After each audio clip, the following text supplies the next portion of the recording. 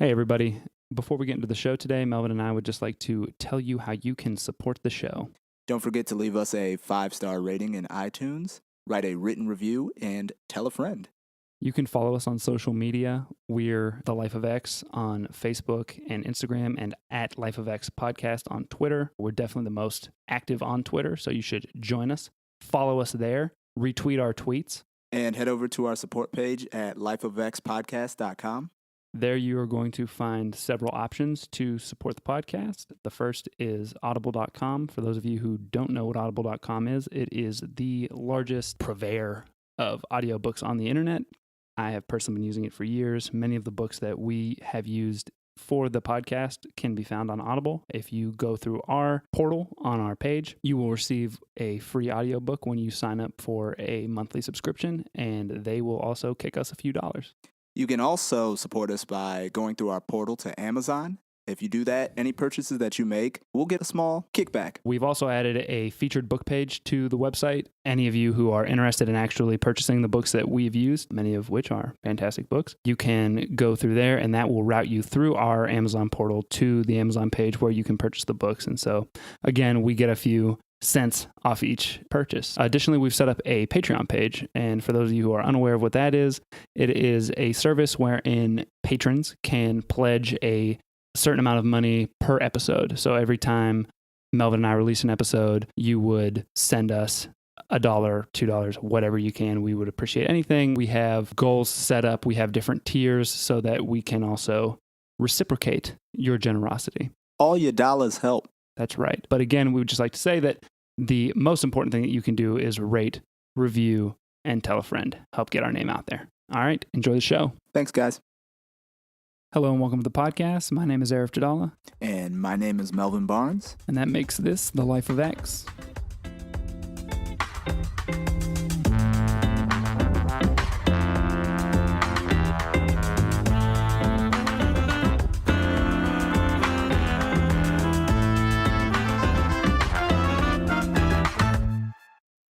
Melvin, how you doing? I'm doing good. Had a good breakfast. Nice green smoothie. Glad to hear it. Yeah. All right. This is the fourth and final installment of Steve Jobs. So thank you all for sticking it out with us.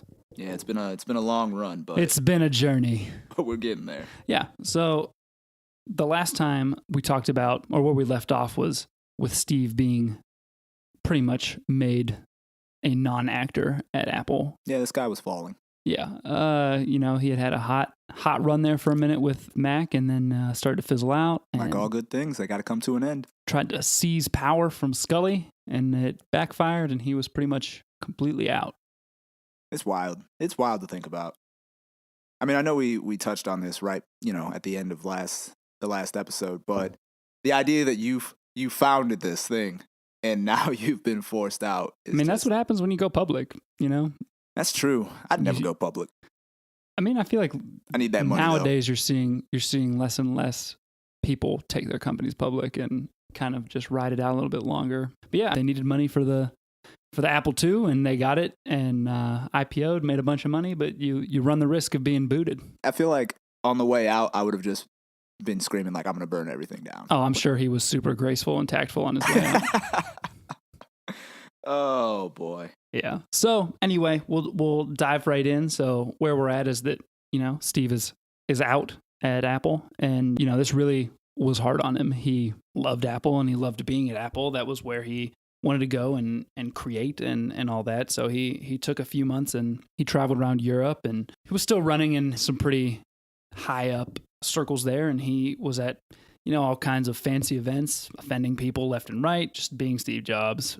But he quickly decided that he needed something. He was still a very young man, and he was not ready to tire from creating and building these companies and stuff, even though by this point he was certainly wealthy enough to do so if he had wanted to. So he decided that he was going to target the education market with a new computer. He had been talking with someone who was I believe they're like biological researcher, and they more or less said to him that none of these personal computers that are out there had enough power to be useful to them to run the simulations they need to run and that sort of thing. And so he's like, oh, well, I can do that. And so that was his next project. And the company he started was called Next. And he I don't know if ironic is the word or just Steve kind of being Steve, went straight to Frog Design for his design work, who is the company that he blocked Wozniak from working with.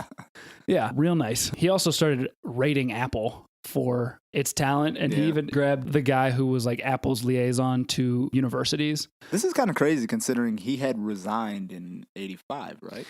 Yeah, I don't think he was no longer, acting at the company. He was still on the board. Okay. Yeah, I was like, why would they even let him in the door? Yeah, but so he was just, going around, picking people, grabbed the guy who was pretty much Apple's liaison to all the universities and all their university contracts. So someone who's really important. Yeah. And so he starts forming this company and completely broke with Apple on September 17th, 1985, resigned and started next. He was like, this is going to be fine. It's going to be amicable. We're going to be good to go. Apple saw things a little differently, especially, I can't get my mind around why Steve Jobs thought that this wasn't going to be a problem. Like, let me get all your top talent. Yeah, we're taking your top talent. And then I quit. I quit, and we're going to start a competitor. And not that Apple was super facing the educational market, but still, like, they sold to universities and stuff, and Next was built for universities. So, yeah. So they immediately sue him for breach of fiduciary responsibility, and he takes offense to this. Like, how dare you? And immediately offloads all but one of his 6.5 million shares of Apple stock, which was worth about $100 million. This must have felt like it to him, like when your child grows up and then challenges you, and you're like, how dare you? I mean, if we're going to go with that analogy, he had just completely cut off his child completely. Yeah. And then the child challenges him, and then he's like, how dare you? Yeah, but I mean, he completely offloaded. So, like, at this point, he is no longer... But he keeps one, though, right? Just one so he could attend shareholder meetings. But for all intents and purposes, he is completely gone from Apple. Like, there is no more Steve Jobs Apple connection. Wild. Yeah.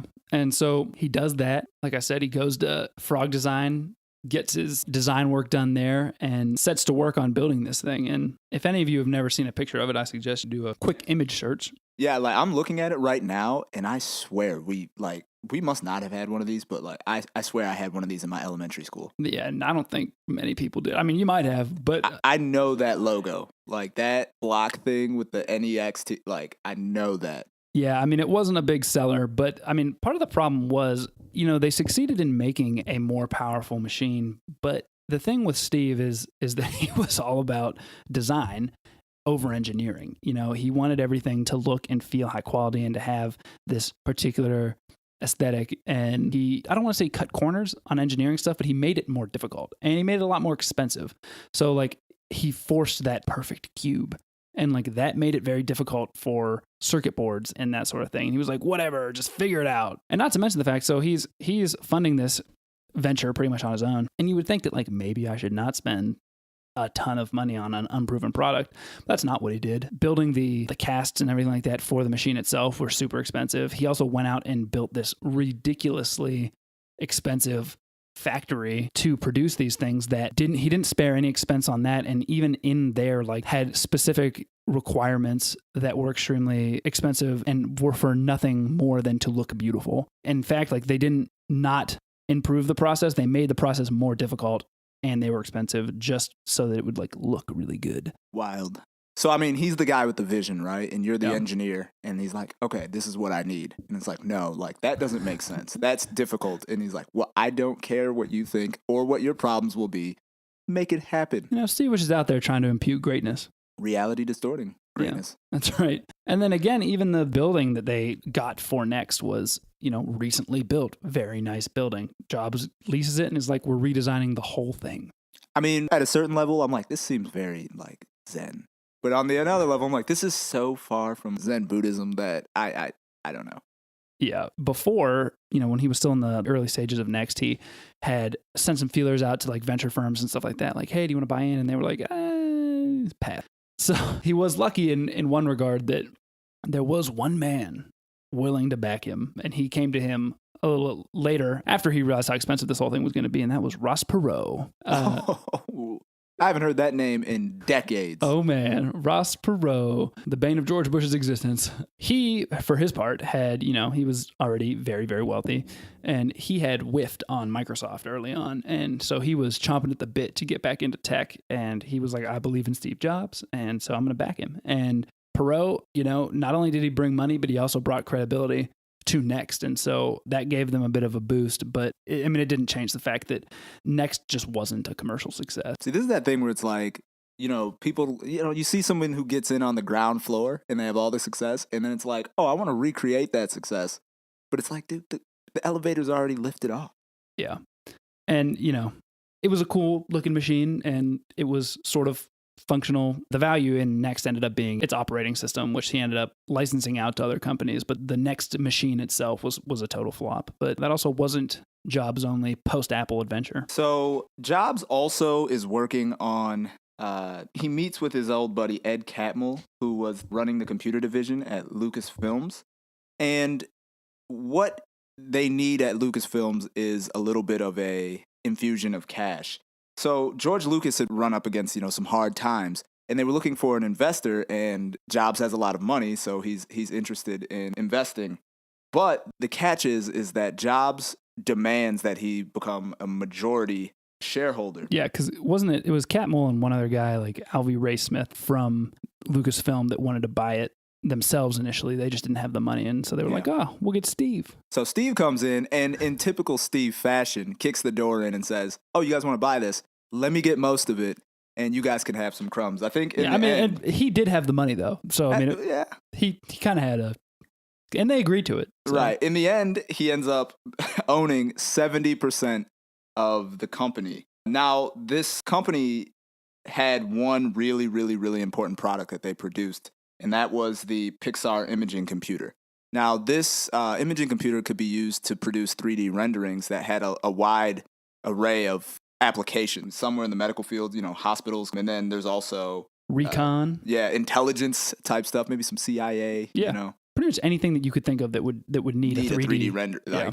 So Jobs sees this and he's very interested in it. There's one kind of hang up with the product though. It's ungodly expensive. It's about $125,000 each. There was one company, however, that was interested in spending a little bit of money to improve their products, and that was Disney. It's kind of hard to believe, but Disney had gone through a little bit of a drought in the animation department in the 80s. I think this is right when Roy Disney, who was Walt's nephew, had kind of helped Michael Eisner become the CEO. And so when that happened, Eisner was like, what are you interested in working on? And Roy was like, I want to do animation. I want to revive our animation department. And so that's when they got interested in Pixar. So what they actually end up doing is they work out a deal to produce a film with Pixar. But this is actually only, this is The Little Mermaid. And the Pixar animation actually only comes in at one specific point in the film, right? I don't think they were working together at that point. I think they just used the Pixar machine. Okay. To produce the final scene of The Little Mermaid. Yeah, so, obviously for those of us that were little kids around that time, we can think back to that final scene. And that's the villain, is it Ursula, who's animated using the Pixar machine. And once The Little Mermaid becomes this smash hit, that's when Disney is just completely sold on Pixar and their machines. Yeah, and they start buying them up. Snatching them up. Yeah. So now it's 1988. Pixar had sold some machines to Disney. Disney looked like they were going to buy some more to really start incorporating them into more of their films. And that's great, except for the fact that Pixar is still hemorrhaging money. Pixar had their hardware division, their software division that we haven't talked about because it's not really worth talking about. Everything they did wasn't pretty much a flop, trying to do this 3D rendering language that also sold poorly. And then they had one other division headed by a guy named John Lasseter, and it was animation division. And he worked a lot on his own shorts and cartoons and that sort of thing. And Jobs really admired his creativity. Jobs, we'll see, and we have seen really, that he was always interested in the intersection of creativity and technology. And he thought that what Lasseter was doing was that intersection. And so he continued to fund Lasseter's division, even though they certainly weren't making any money and they really didn't have a whole lot of potential to. Next was also hemorrhaging money, but Jobs still refused to cut the animation division. Instead, he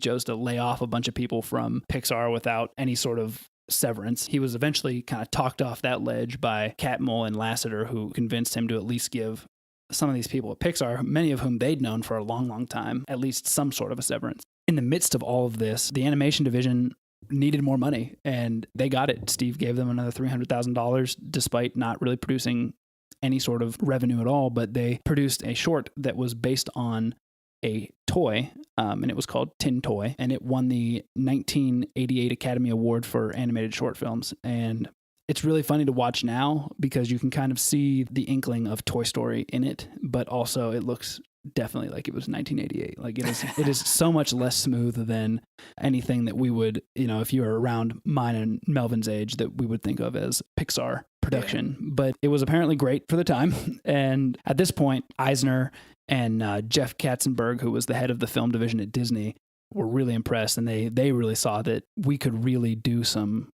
incredible stuff with more Pixar technology. And so they started to think about ways they can incorporate that stuff more. But we're going to pause real quick from talking about that line. This is clearly steering us toward the Disney-Pixar partnership, but we need to catch up on Jobs' family life for a moment.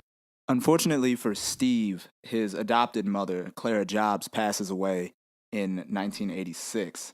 And when she dies, he kind of goes on this journey towards finding his birth parents. And he's successful in locating Joanne.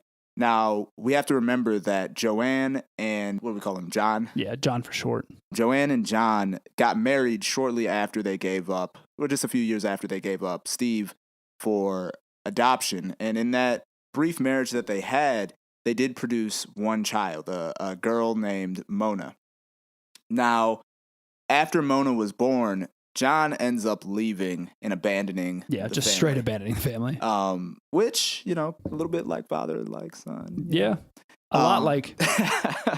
Well, Steve ends up finding his mother, and they arrange a meeting, and really, based on the biography, Steve does not at this time hold any sort of ill feelings against his mother. The meeting is actually quite warm, and his mother talks about how, she really, really, really regretted giving him up. And, he was able to meet his sister, Mona. It must have been weird. I'm assuming that she knew who he was beforehand. Possibly. I mean, maybe not. I feel like it's hard to say if they knew. Yeah, that's a good point. I guess I always assumed because of the whole adoption process that she would have known who the baby was with, but I could be wrong about that. But how many Steve Jobs do you think there maybe were in the... Yeah, I don't know. Yeah, and it's definitely hard to say if they knew, and I feel like if John had known... Let's get into that. Yeah. So the meeting goes really well with his mother and with his sister, but he really didn't show any interest in tracking down his father. Well, this was in large part. He didn't meet Mona right away. Not right away? No, Mona was in Manhattan when this happened, and Joanne was still living around California. And so she, really excitedly calls Mona and is like, "You won't believe your brother found me, and he's interested in meeting you." And she wouldn't tell Mona who he was, but he was, she was like, he's really handsome and smart, and he's really he's famous and all this stuff. And so Mona and the people she was working with were trying to guess who could he be and all that. And so that's when they end up meeting each other. Okay, well, this meeting also goes well. Yeah, but along the way, Steve learns that his father, John, had abandoned them. I mean, he moves off to Los Angeles or something and leaves the family and gets into the restaurant business. And, Jobs resented that. So really, he never sought out his father. But that's not the same thing. That's not the same feeling that Mona had. Mona actively started to kind of try to track down her father after this meeting. And she finds him in a restaurant in Sacramento.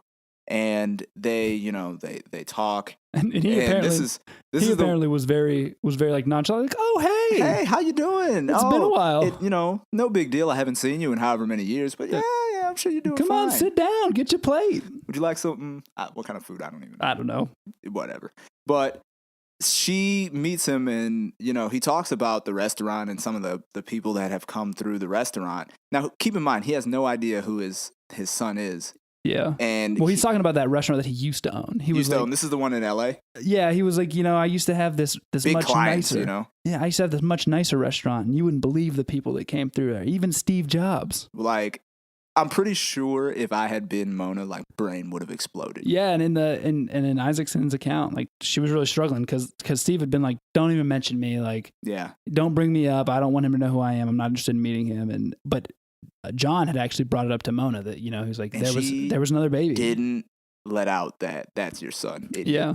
Yeah, and I guess John didn't end up finding out that he was Steve Jobs' father until much later in life. But man, Wild. Could you imagine the feeling where you're like, oh my God, that guy that I served food to? I always think about that when you hear about like famous people who have become like incredibly successful and rich, who's like one of their parents wasn't in the picture. Mm-hmm. But like the image that always comes to mind for me is LeBron James. Yeah, dude. No, like seriously, if LeBron James' dad is somewhere out there, like, what did I do? Why was I such a terrible dad? It's amazing too. I mean, we don't know the ins and outs of his situation, but it's like, man, as your kid starts balling out, it'd be like, I need to start moving closer. I need to be a dad now. Right. I had a change of heart. Yeah, so that's how he ends up meeting his birth mother and his sister. And, he also starts to show a little bit more interest in his own child. Which is so ironic to me. He's neglected for, 8 years at this point? It's so funny to me that, his whole thing I hate you, Dad. Yeah, I hate you, Dad, because you neglected my sister and abandoned her. But I have a baby that I have neglected and abandoned. Only a 94% chance. Yeah, I have a 94% baby that I've neglected and abandoned. But it seems like he was pretty much an absentee father for the first 8 years of Lisa's life. And then he began to sort of show an interest when she began to show that she was kind of intelligent. And to me, I think, once he could see the, the personality develops and, I can see you're like me. That's such an eye roll thing for me, though. It's like, oh, you're smart. I guess I am your dad. I saw the eye roll. Yeah, it's like, oh, you're intelligent. I could probably be your dad then. Yeah. So, I mean, look, however you came to it, he came to it. And, I think that's a positive thing for Lisa and Steve. Yeah, and, they had this reconnection, and that's great. Like, Jobs actually begins to step up to the plate and be a dad to Lisa. And he starts taking her around and he starts introducing her to his friends and even takes her on a business trip to Japan and all this stuff. And that's great. But, there were wounds there. And, as a young girl, I think it was probably easy for her to let those go. But they came back as she grew into a brilliant young woman, which she was. And throughout their relationship, even when she would eventually decide to move in with Steve and that sort of thing. But throughout the rest of their relationship, there would be, long periods where they weren't talking to each other for one reason or another. So this isn't the last we're going to hear about Lisa, and Lisa wasn't his only child. Now, in 1989, Jobs had plenty of women in He was a his man life. about town. Yeah, but there was one woman that would lock him down, and her name was Laurene Powell. Now, Laurene Powell. Do we emphasize the E? I think that's what that E is for. Okay, Laurene. Yeah, that's probably what it is for. Yeah. I'm sorry, I can't read. It's all right. Laurene Powell. Now, these two met at a lecture at Stanford, and she was giving a lecture? No. Jobs was giving the lecture, and she was a student. Really? Yeah, she was a student there, and some of her friends went on to say that she went to this lecture specifically to try to meet Steve. Yeah. But she had her seat in the front row, and they kind of went back and forth before the lecture, and then I guess according to Isaacson, afterwards, Jobs was supposed to be like answering questions, and people were just mulling about trying to meet him and that sort of thing, and he sees her leave, and he like dashes out to the parking lot. He's like, "Hey, what's up? How about lunch?" So, I mean, Jobs was smitten, and basically, from the way that Laurene is described, she seems to have been one of the few women that, really could have been with Jobs. Yeah, because she's eccentric, but she's also kind of down to earth, and yeah, so, it just worked. But it didn't work too quickly. See, in 1990, Jobs ends up proposing to Laurene, but it seems like he kind of quickly forgot about it after proposing. So later on, Laurene becomes pregnant, and, this is at least 9 months later, and Jobs' friends are like, bruh, what are you doing? You proposed, man. You guys It's should been maybe, like a year. You guys should maybe get married.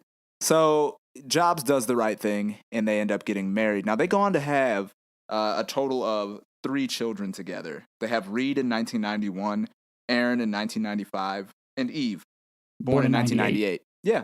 Now, They move into an affluent neighborhood, and but not ostentatious. Not too high up. It was definitely we got money, but we're not flaunting it. Right. They're not moving into giant mansions and stuff. It was still relatively suburban, just like one of them rich people suburbs.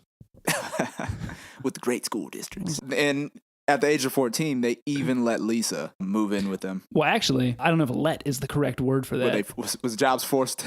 No, Jobs kind of forced that situation. Like, I think in the interest of Chris Ann's, it sounded like Chris Ann was kind of going through some hard times, and also sort of sounds like Jobs aggravated them. And again, like Isaacson really doesn't go into detail about this, but it almost sounds like Jobs decided that he wanted Lisa to live with him, and he kind of aggravated some situations that was going on with Chris Ann to kind of push Lisa into living with him. How do you what do you go to her employers like, I'll slide you a 50 spot if you fire this woman? No, I really don't know, but like she gives this like there's like some vague quote that she gave in the book about like, you know, I was going through some hard times, and Steve intentionally made him worse so that Lisa would go live with him, or, you know. Okay, well, that's coming. Well, let's think about the source there, but also let's think about who Steve Jobs was. Exactly. Like, I wouldn't be surprised if, you know, he's pulling off this Machiavellian parenting. It's that 4D chess parenting. Right. We can only speculate. Yeah. And so for this time, it seems like there's this beautiful image of the Jobs family for a moment there when, you know, he's got his 3 young children, he's got his wife, and he's got Lisa living with him, and they're in this happy, affluent suburb. But like I mentioned earlier, some of those old wounds with Lisa, they didn't just disappear because they lived together, and their relationship was tenuous up until the day that Jobs died. And, you know, for instance, when Lisa graduated from Harvard, Jobs wasn't even invited to the commencement. Ooh. Yeah. So we're caught up on Jobs's personal life now up until that point. So let's get back to what's going on with Next and Pixar. And we're really going to focus on Pixar because what's going on at Next is just continuing to bleed money. and really the situation at Pixar isn't a whole lot different. Disney by this point has become the biggest partner isn't the right word, customer. Disney's buying up these machines because they're incorporating them more and more into their film division. And especially after the whole Tin Toy short, they were super impressed. And so Jobs is like, he sees a potential for partnership there. And so one day he's touring the film division at Disney, and Katzenberg, who was the head of the film division there, was showing him like, this is what your machines are doing. Like, look how cool this is. And Jobs was like, are you happy with us, Jeff? And he was like, yeah, we're thrilled. And he's like, do you think Pixar is happy with you?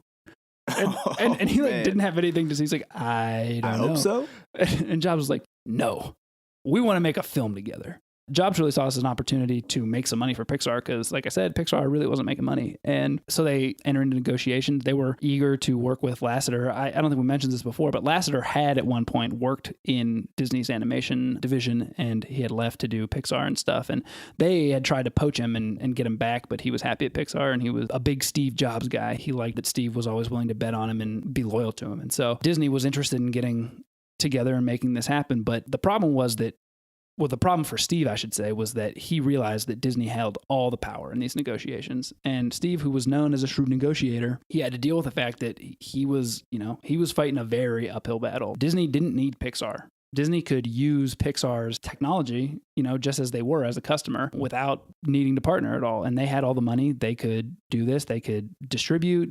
They were good to go. And Pixar did not. Pixar did not have the money to produce films, did not have the money to distribute films or anything like that. And so Jobs and Pixar were forced to take a deal that was less than awesome for them. In May 1991, they struck their deal in which Disney owned the picture and its characters outright. And all they had to do was pay Pixar 12.5% of the ticket revenue. So they owned the characters. They had creative control. Disney had the option, but not the obligation, to do Pixar's next 2 films and the right to make, with or without Pixar, any sequels and use all the characters and that sort of thing. And at any time, Disney could decide that this wasn't working out and kill the deal, paying only a small penalty to Pixar. So the deck was definitely stacked in Disney's favor in this. But really, Jobs didn't have much of a choice. Like we said, he didn't have money to do it on his own. And so he was just kind of betting on themselves to make a smash hit and then hopefully get the money that they needed to renegotiate. And the way they were going to do that was through an IPO.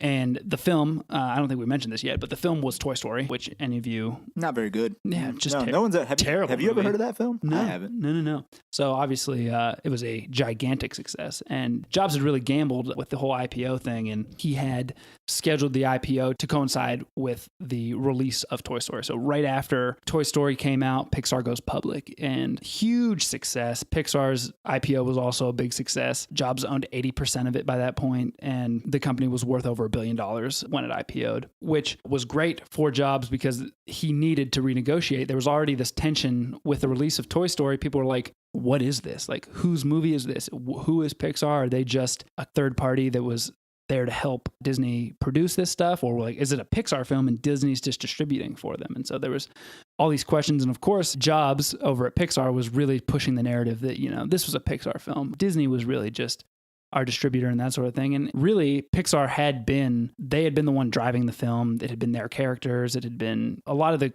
creative control, even though technically it belonged to Disney. It was really driven by people at Pixar. And so now Pixar has more money behind it. And so they go back to Disney and are like, listen, we need to renegotiate. And Disney's like, are you kidding me? We have a contract. And Jobs is like, yeah, you sure do. But if you want to continue to work with us after that initial contract, we need to renegotiate this one. And that's exactly what they did. And so it was pretty much split even right down the middle between Disney and Pixar after that. So things are looking up for Pixar, but they're looking pretty bad for Next. Pretty bleak. The Next machines aren't selling. And by this point in time, they're pretty much just a software company. And things are also not looking that great over at Apple. Their CEO, Gil Amelio, had not been doing a very good job running the company.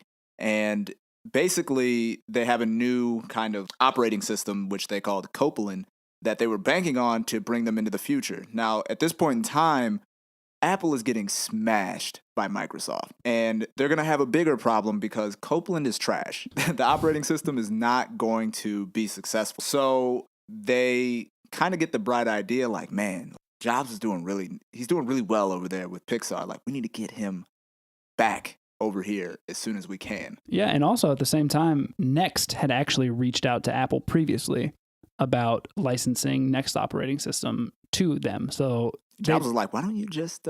Yeah, so I mean, over at Apple, the board didn't have to be like, hey, Steve. They could just call whoever had talked to them and been like, hey, you know what? We're actually considering Next as an operating system for us.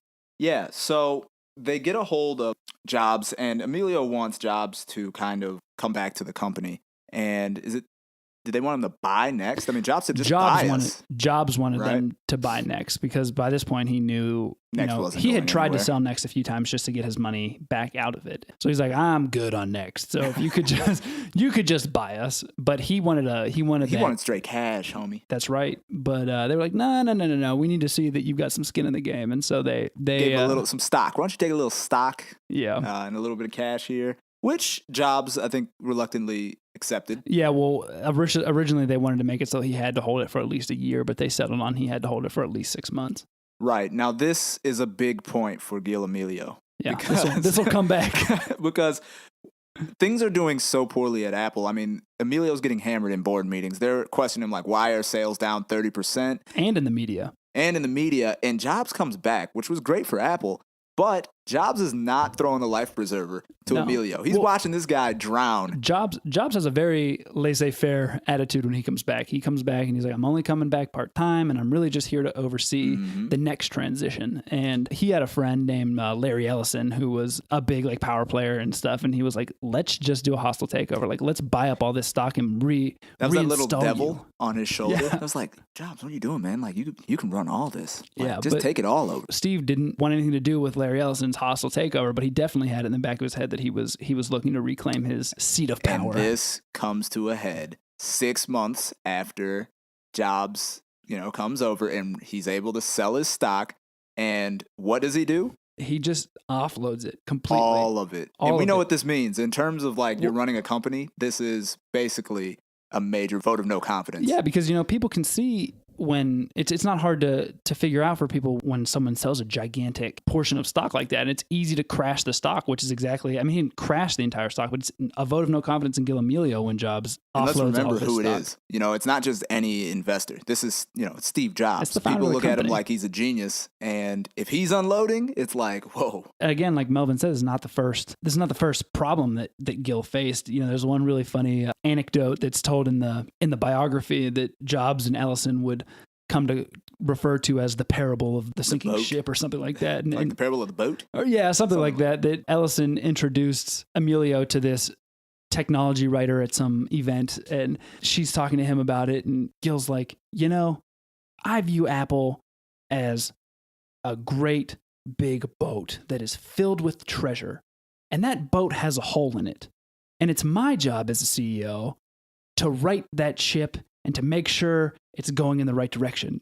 And she's like, what about the hole? and he just didn't have anything to say.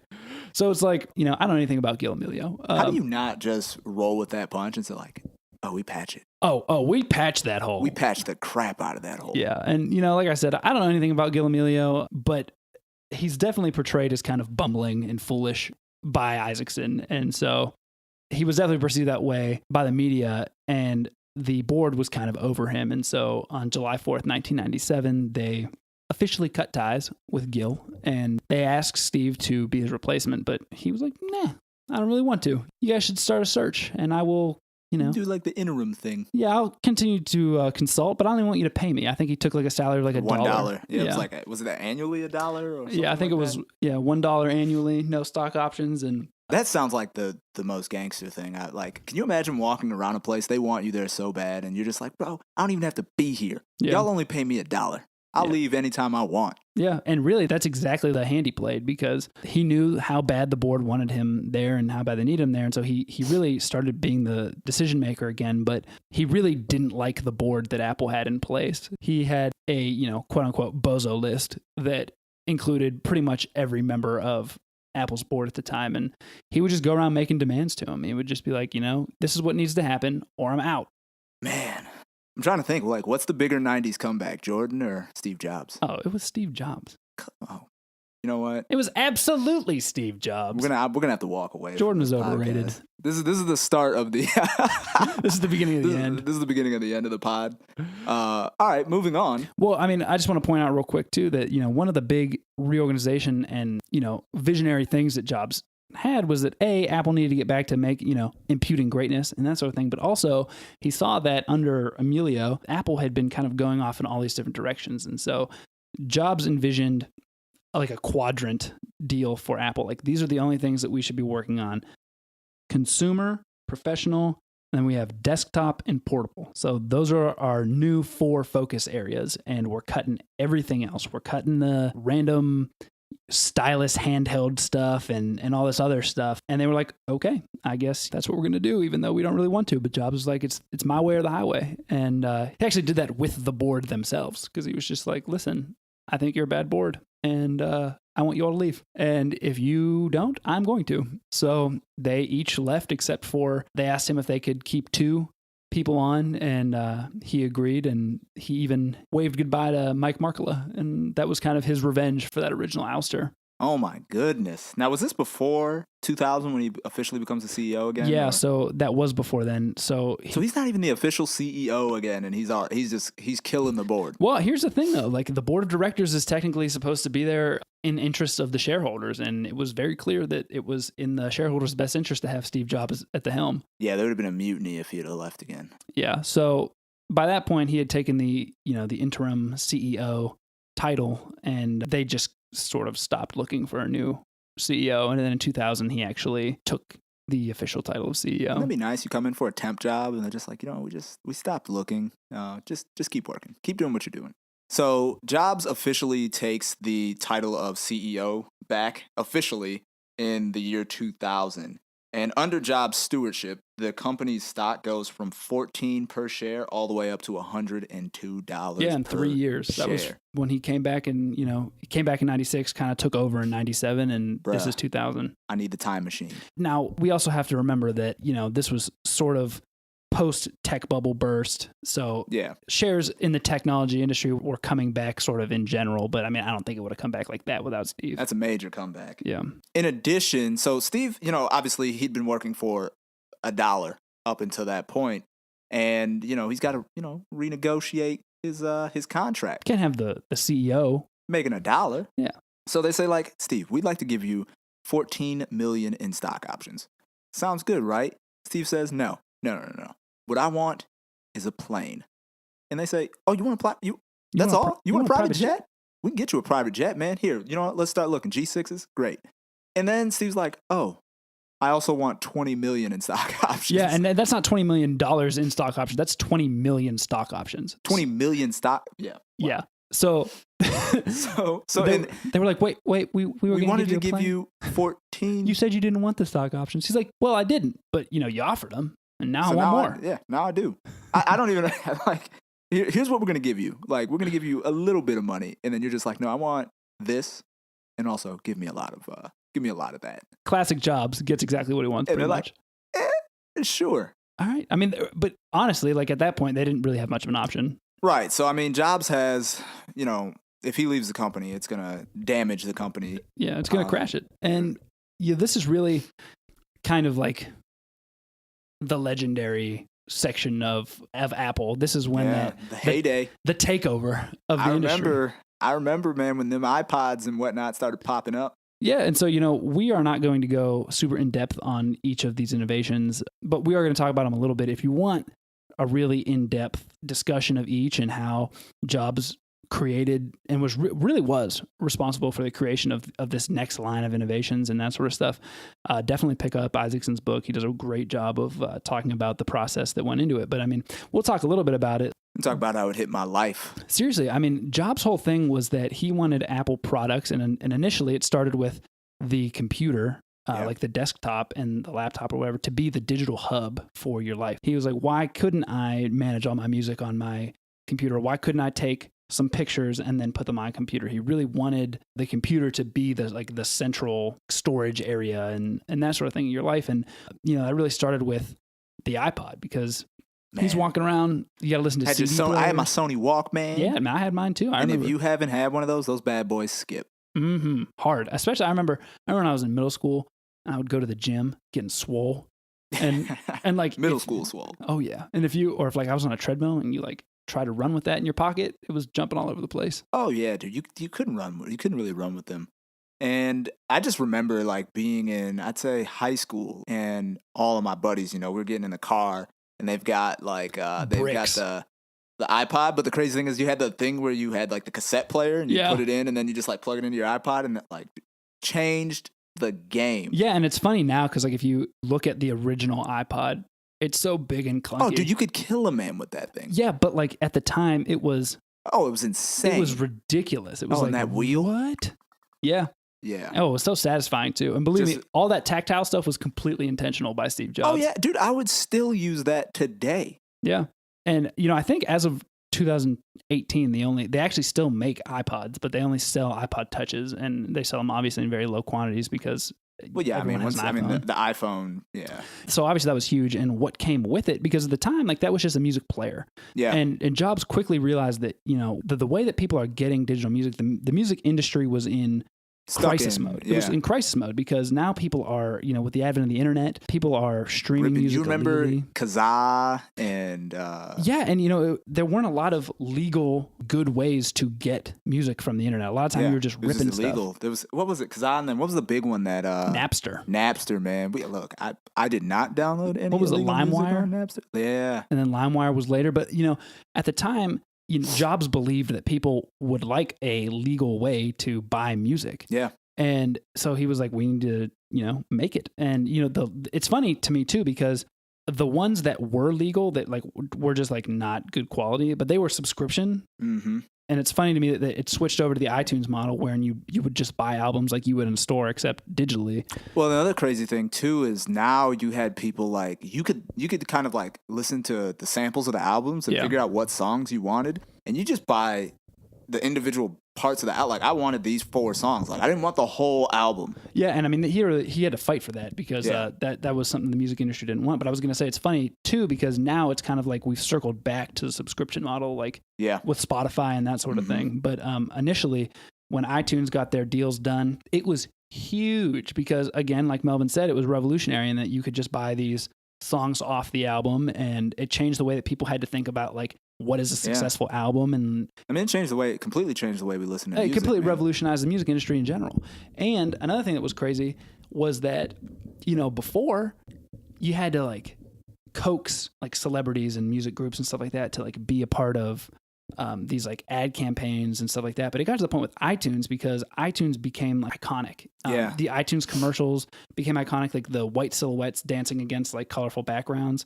Anytime they incorporated an artist into that, like that artist's sales flew. And so like when they released the Bob Dylan complete collection, they put his album, I believe at the same time it coincided with like the release of an album of his, and they backed one of their commercials with his music, and his sales flew through the roof. Same thing happened with Fergie and what was Black that? Eyed Peas? Yes, it was Black Eyed Peas. When they did their thing, their albums sold like they'd never had before.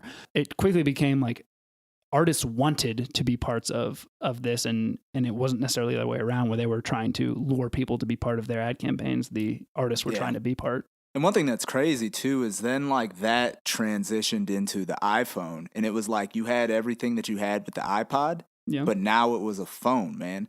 And I just remember thinking like I couldn't afford one. I couldn't get one. When the iPhone came out, I had that like Nokia brick. Yeah, no, I was using. I was running like a BlackBerry until like 2 years ago. So. Man, that was fancy.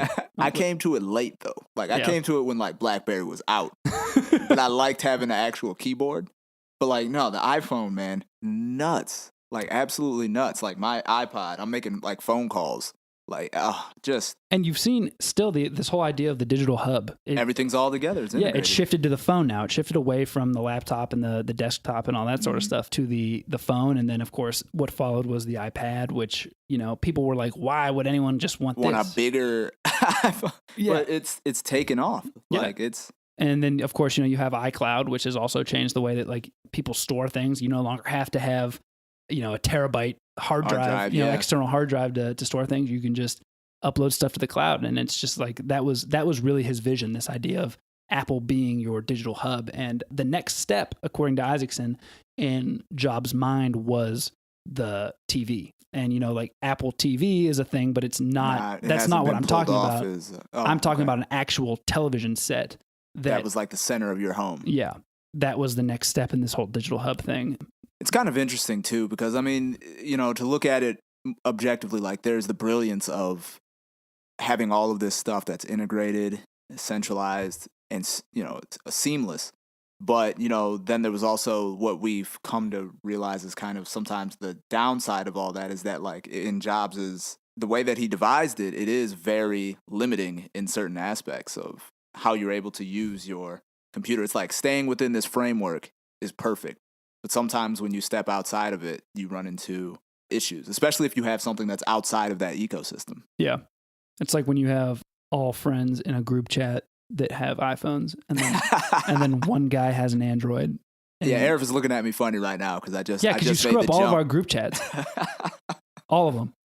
Yeah, and then, one more thing with iTunes I think I want to mention just because I remember this vividly was how big of a deal it was when the Beatles were available on iTunes. And a lot of actually, the reason that they weren't for a long time had to do with an old spat. The company that like held the rights to the Beatles' music was called Apple Records, and they had been in legal trouble with Apple Computer for a long time, and so they just never had like a good relationship, and they were not about to license Beatles music to Apple and all that. But eventually the deal got done, and that was a big deal for Jobs because he was also a gigantic Beatles fan along with Bob Dylan back in his day. Yeah, so I mean the changes that Apple was able to kind of implement and really the way that it impacted our lives. And culture. These were culture shaping. I remember when it was the whole like ad campaign. I think it was an ad campaign, but it was like, what's on your iPod? Yeah. You know what I mean? This stuff was hitting my life and I didn't even have an iPod. I didn't even have an iPhone. Yeah. But I wanted one. Yeah. Everyone wanted one if you didn't have one, but you got that sideways look if you had that Zune. Yeah. Yeah. You couldn't show up to school with the Zune, but the impact was huge. But, unfortunately for Steve Jobs, he was not long for this world. Yeah. When all of this starting started to blow up. So in 2003, Jobs found out that he had a tumor on his pancreas, which no one wants to hear, but he's got this cancer diagnosis. They had said, this is a slow developing cancer. Like we can get you, you can have a procedure and you'll probably be fine. Totally fine. But Jobs, he was a different kind of dude. Yeah, he had that reality distortion field that he used on other people, and he thought he could pretty much use it on himself. That like, I can just will myself through this, and he went back into that like, listen, I don't need to have surgery or any of these fancy chemicals that you guys are trying to pump into my body. What I need to do is get on this juice cleanse. Beet juice, whatever it was. I need to be super vegan, and I need to go to a psychic, and I need to get acupuncture all the time. And we're talking about a relatively minor surgery, right? That he just refused to have.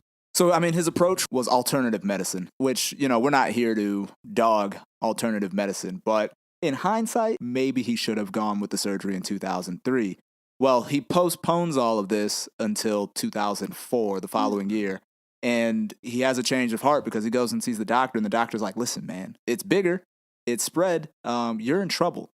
So he finally decides to have the surgery to remove the tumor on his pancreas. But the cancer had already spread to other parts of his body. And this became an issue, later on in life because he lived another... Well, here's the thing. The big issue was that even at this point, he probably could have beat it, except the fact that he refused to follow doctor's instructions. So like when you have pancreatic surgery, you have to eat a specific way, and Jobs refused to do it. He continued to eat vegan instead of eating a lot of protein and fat, but he just refused to do it. He continued to eat vegan, and this just completely more or less like hamstrung the treatment that he was undergoing. Yeah, and it would have been obviously very tough for Jobs to adjust his diet in that way because as we talked about, he's always had a very strange diet, and he probably hadn't really readily consumed meat for decades. Yeah, like he would have it from time to time, but like you're absolutely right. But I don't know. I can't get in that headspace obviously, but if someone was like, "Hey, you have to eat something you don't like to eat, but you won't die." Yeah. So He didn't do that, and he ran into other health issues.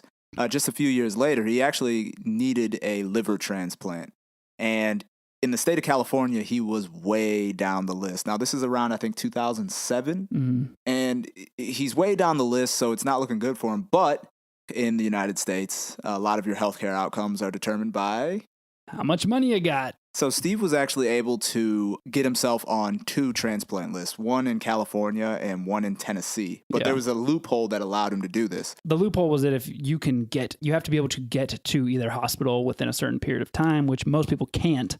Right. But Steve, going back to his initial contract, had a private jet. Like he can get to Tennessee quickly if he needed to. So Steve found himself on both of these donor lists, and he actually ends up getting the transplant, I think in Tennessee, around 2007. Now, unfortunately, this did not fix all of his problems, and he actually, his cancer returned in 2011. Yeah, and all the while, it's not easy going for Jobs in terms of, obviously, like, his health is failing, but, he was able to return to Apple for periods of time. Like, he wasn't gone from 2003 until he would eventually die. He would go away, get treatment. Come back. Yeah, come back. And at the time, Tim Cook, who is the current CEO at Apple, would take over as like interim CEO, and he did a great job of running the company. But still, as Steve's health went, so did Apple's stock price. And so, people are noticing whenever Steve was in public or like revealing a new product or something like that, like, wow, he looks so thin. And because he wouldn't, he lost 40 to 50 pounds. I think they said he got down to like 115 pounds at one point, and he usually walked around 170 or something like that. So he was extremely thin and unhealthy looking. And if you look at videos and stuff like that from, you can see it. Yeah, you can definitely tell he didn't look great. And there was a big issue too in that, he would consistently say that he was fine. Yeah, and this became a legal issue because, as I said, as his health went, so did Apple's stock price. And the SEC, the Securities and Exchange Commission, was like, you, by not being forthright, are misleading the shareholders. So he had to come out and say, I've got cancer and it doesn't look good. I think by 2011, Jobs can see the writing on the wall. And he came knows, back again. Yeah, he knows he's not going to beat it this time. He realizes there's a long list of people, or maybe not as long, but a good chunk of people that he had wronged, in his time on Earth. And, that being his daughter, Lisa, Bill Gates. I don't get the impression that he went around to everyone who's ever negatively affected, but there were definitely some people he wanted to reconcile with. And, he and Gates reconciled. He talked with Lisa, a few others.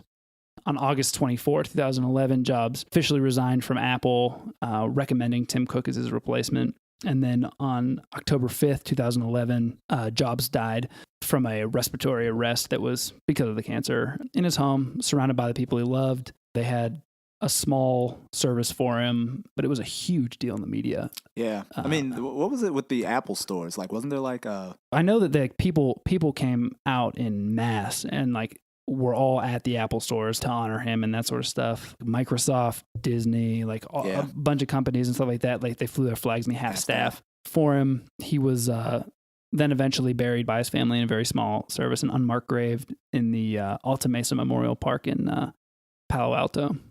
Okay, so let's break down, man. What's your general impression of Jobs now that we've concluded his life? Man, it's hard. Like we talked about in earlier episodes, this whole thing with whenever you deal with these in-depth biographies like Isaacson's, which is fantastic, that like you take people who are icons and stuff like that, and you have to really sit with their flaws as humans and that sort of thing. And so it's like, obviously you have to be more nuanced, but it's like, you can't just say good or bad. Greatness.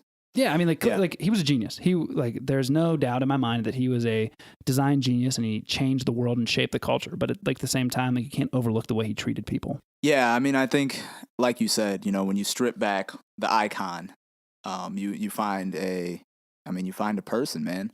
And there's, some positive and some negative to take away from that. But, what I think really stands out is just the vision. And I think, especially today, we focus so much in on like the programmer, the mathematician, but sometimes we lose sight of the guy who has that vision that's centered in something that's like, it's not, he wasn't a genius programmer. Yeah. But he could see things, and he could see ways to implement things that would produce a really special product. Yeah. And, he has this quote that is like often attributed to him. And it's just like, I'm not trying to build a product that people want because they don't know what they want until I tell them what they want. And, it sounds like an extremely arrogant thing to say, but he was completely correct. Like in a lot of cases, people didn't know what they wanted in terms of the iPhone because the interesting thing, because they didn't have the imagination that he had. The way that you think about it, the way that you approach a problem. That's what I think is special. Yeah. I think a lot of us, if we're designing something, we're like, hey, we got to design something that these people want. And to look at it and say, I'm going to design something that I'm going to make you want. Yeah. That's a different way to approach the question. And I think that's at the center of what made Jobs a genius. Yeah. No, I totally agree. But yeah, great guy. I mean, had his flaws. I don't know about that. All right, great visionary. Great visionary. But, we got to expose them as humans here at the pod. Yeah. So thank you all again for sticking with us through 4 long episodes on Steve Jobs. And, we will catch you next week. See ya. Hey, before we take off, I just want to remind you guys how you can support the show. First, you can rate, review, and tell a friend, and also follow us on social media. Especially Twitter. We're at the Life of X Podcast. Additionally, you can head over to lifeofxpodcast.com/support, where you will find portals to audible.com, amazon.com, and patreon.com. For those of you who are unfamiliar, Audible is a gigantic and wonderful audiobook website. You can receive a free audiobook when you sign up through our website. You go through our Amazon portal. Any purchases that you make, Amazon kicks us a small percentage of that. And finally, you can head over to our Patreon page where you can sign up to make a contribution to the show on a per episode basis. We appreciate your support. Thank you.